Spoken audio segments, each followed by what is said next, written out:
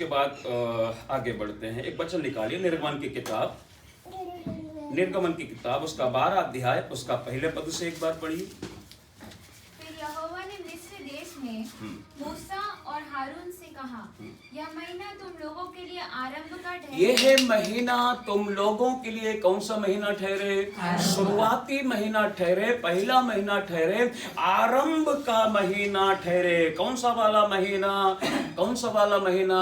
निशान नामक महीना जो है ना, वह आरंभ का महीना ठहरे, पहला वाला महीना ठहरे। जैसे हमारा जनवरी का महीना पहला महीना ठहरता है, वैसे ही यहूदियों या इजराइलियों के लिए एक नियम था कि निशान नामक महीना जो है ना, वह तुम्हारे लिए आरंभ का महीना ठहरे। अर्थात वर्ष का पहला महीना यही ठहरे। वर्ष का पहला महीना यही ठहरे।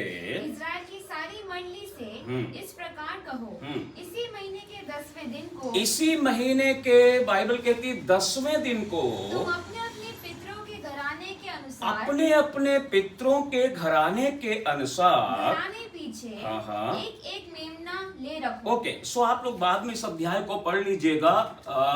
बाइबल कहती परमेश्वर ने मूसा को आज्ञा दिया कि तुम सारे इजरायलियों से कहो कि ये जो निशान नामक महीना है, ये तुम्हारे लिए आरंभ का महीना ठहरे, और इसी महीने के 10वें दिन को तुम एक एक मेमना ले लेना। अर्थात परिवार में जितने लोग एक मेमने को खा सकें, यदि उसमें हो तो एक परिवार के लिए एक मेमना ले लेना। यदि परिवार में कम लोग हो तो आप अपने कुटुंबी लोगों को, अपने घनिष्ठ लोगों को अपने परिवार में बुलाकर उस मेमने में से खाना। और आगे वो सारी विधियां, सारे नियम बाइबल हमें बतलाती है।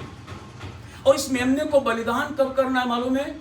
संध्या के समय, गोधूली के समय। बाइबल में से लिखा है गोधूली के समय। गोधूली बोलेंगे तो दिन और शाम जब मिलता है ना, उस समय गोधूली का समय बताया गया बाइबल में। तो बाइबल कहते तुम गोधूली के समय उसे बलिदान करना, और तुम उसे विधि के अनुसार जो परमेश्वर ने बताई है मूसा को, उसी अनुसार तुम खाना। सो हम कई बार मालूम है इस फसह के पर्व को या फसह के मेमने को कई बार हम प्रभुभोज से जोड़ देते हैं।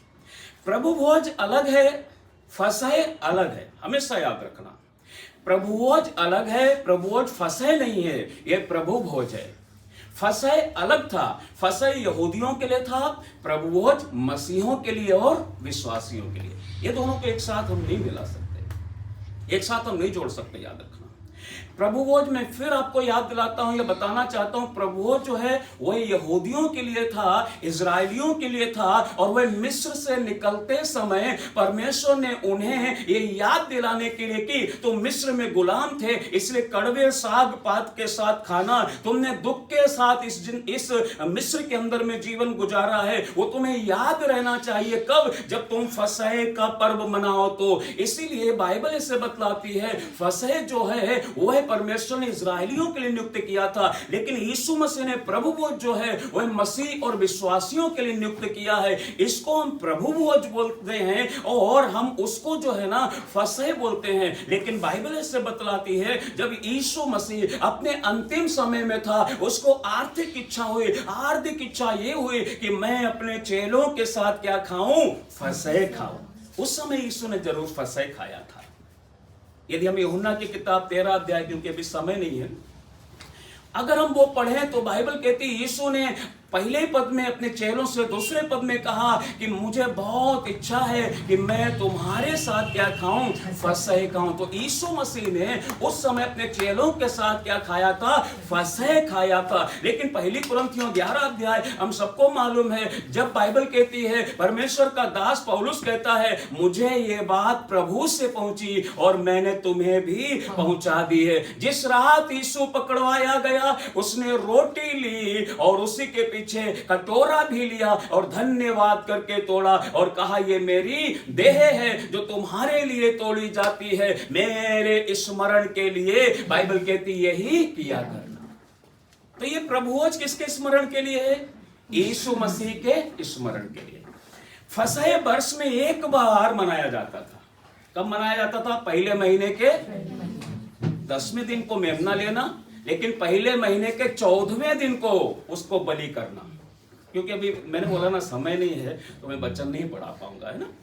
पहले महीने के 10वें दिन को मेमना लेना, पहले महीने के 14वें दिन गोधूली के समय उसे क्या करना, बलिदान करना। लेकिन प्रभु भोज आप प्रतिदिन बाइबल में देख सकते हैं, प्रेरितों के दिनों में प्रतिदिन प्रभु भोज मनाया जाता था। प्रतिदिन क्या करते थे, रोटी तोड़ते थे, और बाइबल कहती है वे सप्ताह में एक बार भी मनाते थे। अभी हम लोग महीने में एक बार भी मनाते हैं, हम इसको कभी भी मना सकते हैं। लेकिन फसह का मेमना शाम के समय बलिदान किया जाता था। प्रभु भोज जो है हम सुबह भी ले सकते हैं, शाम में भी ले सकते हैं, हम कभी भी ले सकते हैं। प्रभु भोज लेना जरूरी है, प्रभु भोज लेना जरूरी है, ठीक है ना।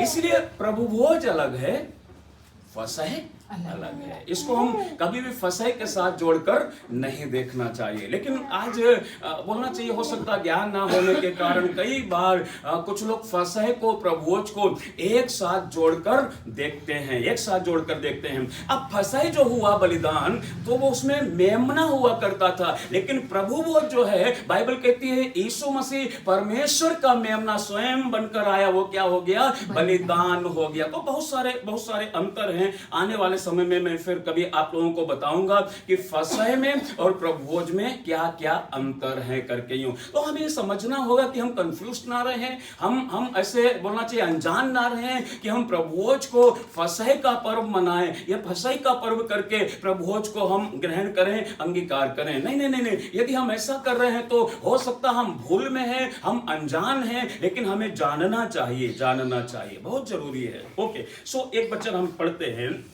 इसी निर्गमन की किताब 12 अध्याय उसका 15 पद से एक बार पढ़िए। 7 दिन तक अख़मीरी रोटी खाया करना। हाँ, फसह का पर्व कितने दिन तक चलता रहता था? 7 दिन तक। कई जगह बाइबल में लिखा है अख़मीरी रोटी के दिन, उसी को भी फसह का पर्व ही बताया गया, अख़मीरी रोटी के दिन। इसको बाइबल कहते 7 दिन तक खाया करना। फिर उनमें से पहले ही दिन अपने घर में से खमीर हटा देना। हाँ, खमीर हटा देना। खमीर किसको दर्शाता है? बुराई को दर्शाता है। खमीर क्या कर देना? हटा देना। लेकिन प्रभु भोज जब हम लेते हैं, उस समय में भी हमारे जीवन में पाए जाने वाली बुराई को, हमारे जीवन में पाए जाने वाले पाप को, हमारे जीवन में पाए जाने वाली हर गलत आदत को हमें क्या कर देना चाहिए? बाहर निकाल देना चाहिए, हटा देना चाहिए। उसके बाद ही इस प्रभु भोज में से हमें लेना चाहिए। यदि हमने अपने आप को जांचा नहीं, क्योंकि पौलुस कहता है यदि तुम अपने आप को जांचते तो दंड ना पाते। इसलिए जो कोई इस रोटी से खाए, जो कोई इस कटोरे में से पिए, वह अपने आप को क्या कर ले? जांच ले। दूसरों को जांच ले नहीं, अपने आप को जांच ले। हम कई बार दूसरों को तो जज करते हैं, दूसरों को तो जांचते हैं, लेकिन अपने आप को नहीं जांचते। जबकि परमेश्वर का दास पौलुस कहता है वो अपने आप को क्या कर लेना चाहिए? जांच लेना चाहिए। बहुत जरूरी है हम अपने आप को जांच लें, ताकि हम परमेश्वर से क्या ना पाए? दंड ना पाए। सो बाइबल कहती है अपने बीच में से क्या दूर कर देना? खमीर दूर कर देना।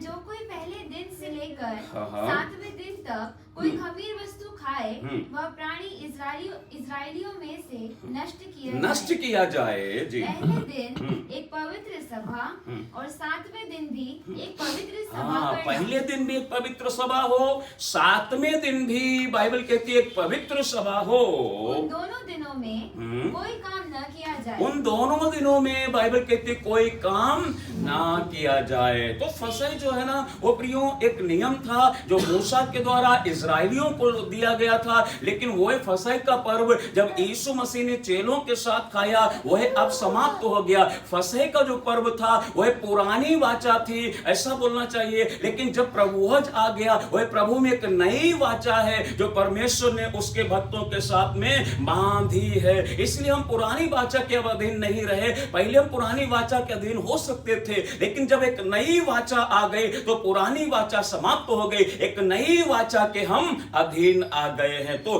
प्रभुभोज जो है ना, वो एक नई वाचा है, ये बाइबल में बतलाती है। तो हम इसको समझना चाहिए प्रभु भोज क्या है। हम कई बार मालूम है इसको बोलते हैं यीशु का मांस है, यीशु का लहू। ऐसा नहीं है, ये यीशु के मांस और उसके लहू का प्रतीक है, ऐसा बोलना चाहिए। ये साधारण रोटी ही है, जो गेहूं की रोटी हम खाते हैं ये वही रोटी है।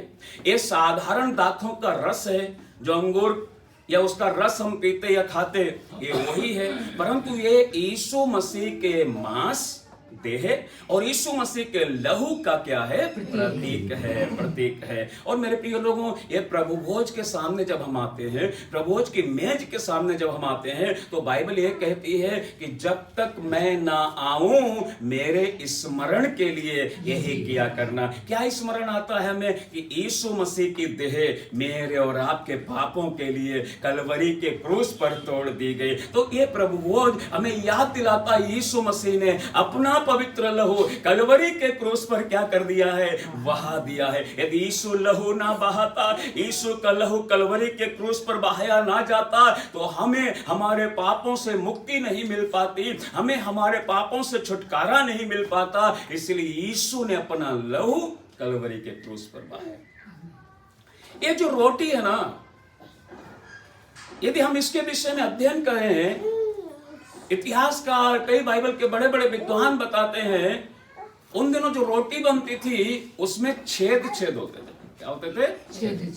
इसलिए यीशु की देह पूरी छेद दी गई। आप देखिए, कांटों के द्वारा, भाले के द्वारा, कीलों के द्वारा उसके पूरे शरीर को घायल कर दिया गया, घायल कर दिया गया। उसको कोड़ों की मार जब मारी गई, 39 कोड़े, जो ऐसा बताते हैं कि वो कांटेदार नुकीले कोड़े थे, और एक बार जब मारते थे तो वो देह में 2 फंदे लपेट जाता था, और जब खींचते थे तो मांस के टुकड़े वह निकाल लाता था। आप कल्पना करके देखें, यीशु ने कितना भयानक दर्द मेरे और आपके लिए सहा। इसीलिए ये जो प्रभु भोज है, इसमें जब हम जाते हैं तो बाइबल कहती है अपने आप को क्या कर लें? जांच लें। आपको मालूम है पौलुस क्या लिखता है? वचन पढ़िए, पहला कुरिन्थियों की किताब उसका 11 अध्याय, पहला कुरिन्थियों की किताब उसका 11 अध्याय मेरे साथ निकाल ले, और उसका आप एक बार 27 पद से पढ़िए। इसीलिए जो कोई अनुचित रीति से प्रभु की रोटी खाए, जो कोई अनुचित रीति से प्रभु की रोटी, फसह की रोटी लिखा है क्या? प्रभु की रोटी, फसह का मेमना लिखा है क्या? प्रभु की रोटी। ये प्रभु की रोटी है, ये प्रभु भोज कहलाता है। ये फसह का मेमना या फसह की रोटी नहीं कहलाती है, ये प्रभु भोज कहलाता है। इसलिए पौलुस कहता है यदि कोई अनुचित रीति से प्रभु की रोटी खाए या उसके कटोरे में से पिए, या फिर उसके कटोरे में से पिए, वह प्रभु की देह, वह प्रभु की देह और लहू का अपराधी, और लहू का क्या ठहरेगा? अपराधी ठहरेगा। प्रभु की देह और उसके लहू का अपराधी ठहरेगा। क्या है अनुचित रीति? क्या है अनुचित रीति? लगभग 8 अनुचित रीति बाइबल हमें बतलाती है। 8 अनुचित रीति। मैंने बोला ना, हम इसको नेक्स्ट टाइम देखेंगे क्योंकि समय आज नहीं है मेरे पास। 8 अनुचित रीति बाइबल में बतलाती। यदि हम उस अनुचित रीति से खाते हैं तो प्रभु के देह को नहीं पहचानते, उसके इस लहू को नहीं पहचानते, तो बाइबल कहती है इसको खाने और पीने के द्वारा हम स्वयं अपने ऊपर क्या लाते हैं? दंड लाते। इसलिए पौलुस आगे कहता है तुम में कितने लोग निर्बल हैं, कितने रोगी हैं, कितने बीमार हैं, और कितने सो भी गए हैं। आपको मालूम है प्रभुज एक बहुत महत्वपूर्ण चीज है। क्यों? क्योंकि यीशु मसीह की देह और उसके लहू का प्रतीक है, जो मेरे और आपके लिए कलवरी के क्रूस पर क्या हो गया? बलिदान हो गया, बलिदान हो गया। सो इसीलिए हमें कुछ बातों को समझना होगा कि प्रभु भोज क्या है और फसह का मेमना क्या है। ओके, सो प्रभु इन वचनों के द्वारा हमें आशीष दे।